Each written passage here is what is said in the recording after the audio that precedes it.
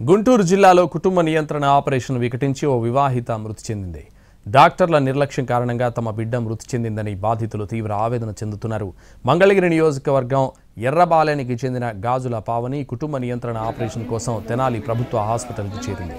అక్కడ ఆమెకు డాక్టర్లు ఆపరేషన్ చేశారు. అయితే ఆ తర్వాత కొద్ది గంటలకే తీవ్రమైన ఇన్ఫెక్షన్తో పావని తీవ్ర అనారోగ్యానికి గురైందని బాధితులు చెబుతున్నారు. దీంతో తమ తప్పును కప్పిపుచ్చుకునేందుకు తెనాలి ప్రభుత్వ డాక్టర్లు పావనిని గుంటూరు ప్రభుత్వ హాస్పిటల్కు తరలించారు. అయితే గుంటూరులో కూడా తీవ్ర అనారోగ్యంతో చికిత్స పొందుతూ పావని మృతి చెందింది.